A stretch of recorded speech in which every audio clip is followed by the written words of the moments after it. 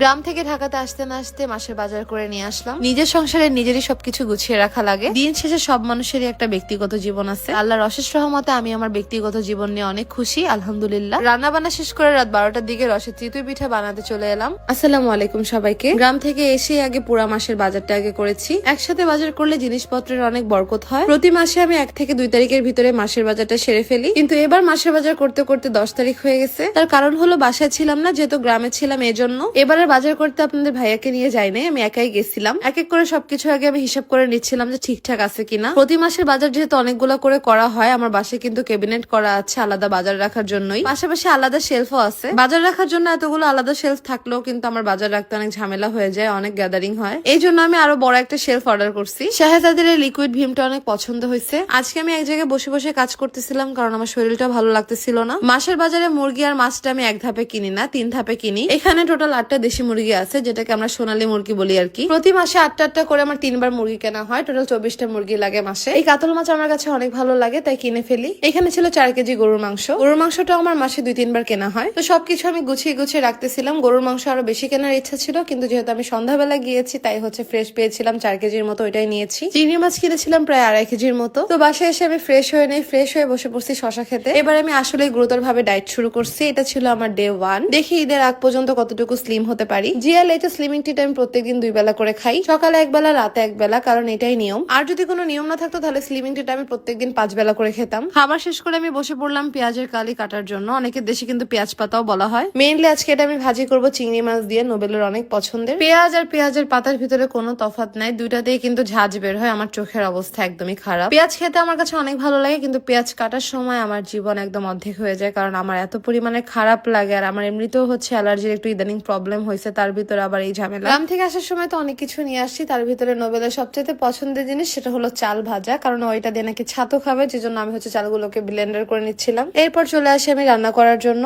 ছোট বড় মিডিয়াম সব সাইজে চিংড়ি মাছ দিয়ে আমি পেঁয়াজের কালি রান্না করি। শুরুতে আমি হালকা করে চিংড়ি মাছগুলো ভেজে নিব তেলের ভিতরে। দেখবো চিংড়ি মাছগুলো এরকম হালকা লাল হয়েছে, সাদা আছে, তখন হচ্ছে আমি এগুলোকে উঠিয়ে নিব। আমি এক এক করে সবকিছু সুন্দরভাবে গুছিয়ে নিচ্ছিলাম। একটু তেল ঝরা দিয়ে চিংড়ি মাছগুলোকে উঠিয়ে নিচ্ছি। পেঁয়াজ পাতা রান্নার সময় অনেকে কিন্তু পেঁয়াজটা দেয় না, কিন্তু আমি পেঁয়াজটা দেই। এরপর আমি এটাতে দিয়ে দিচ্ছি পেঁয়াজের কালি। টোটাল আমি 4 মোটা পেঁয়াজের কালি দিয়েছি। দিয়ে দিচ্ছি পরিমাণ মতো লবণ। এরপর দিয়ে দিচ্ছি হলুদ। অনেকে কিন্তু হলুদ দেয় না, বাট আমি দেই। ভালোভাবে মিক্স করে নিব। এবার আমি এটাকে সামান্য পরিমাণের পানি দিব, বেশি দেওয়া যাবে না, একদম অল্প। এরপর আমি এটাতে অ্যাড করে দিব চিংড়ি মাছ। তো এই যে এখানে আমার রান্না রেডি। আর এটা ছিল তার ফাইনাল লুক। আস্তে বড় একটা হাঁড়ি নিছি, কারণ আমি গ্রাম থেকে হচ্ছে রসও নিয়ে আসছিলাম। তো এখান থেকে হচ্ছে আমি 2 বোতল রস দিয়ে আজকে চিতই পিঠা ভিজাবো। এটা কিন্তু দুধ চিতই বানাবো না, রসের চিতই বানাবো। গ্রাম থেকে ভালোভাবে রস অলরেডি জাল দিয়ে নিয়ে আসছি, আর এখানে শুধুমাত্র এটাকে একটু গরম করতে হবে ভালোভাবে। হালকা গরম হয়ে গেলে এটার ভিতরে এখন আমি দিচ্ছি নারকেল। এরপর অপেক্ষা করব যতক্ষণ না জাল না ওঠে, ততক্ষণ পর্যন্ত। যখনই দেখলাম এরকম জাল উঠে গেছে, তখন আমি চুলাটা অফ করে দিব। এরপর এরকম গরম রসের ভিতরে দিয়ে দিচ্ছি চিতই পিঠা। চিতই পিঠাও কিন্তু গ্রাম থেকে বানিয়ে দিয়েছে। দুধও দিতে পারতাম, বাট আমি দুধ দেই না, তাহলে রসের স্মেলটা আর পেতাম না। এটা ছিল পরের দিন সকালবেলা। এখন বাজে সকাল 8টা। আমি সকাল 8টার দিকে হচ্ছে রান্না করতে চলে যাই রান্নাঘরে। এখানে হচ্ছে কুমড়ো বড়ি ভাজতে দিয়েছিলাম। তো যাই হোক না কেন, এই ছিল আমার আজকের মতো ছোট্ট একটি ভিডিও। ভিডিওটি ভালো লাগলে অবশ্যই কিন্তু আমার পেজটাকে ফলো করে ফেলবেন, সবগুলো ভিডিওতে লাইক কমেন্ট শেয়ার করে ফেলবেন। আজকের মতো ভিডিওটি এই পর্যন্তই। আল্লাহ হাফেজ সবাইকে।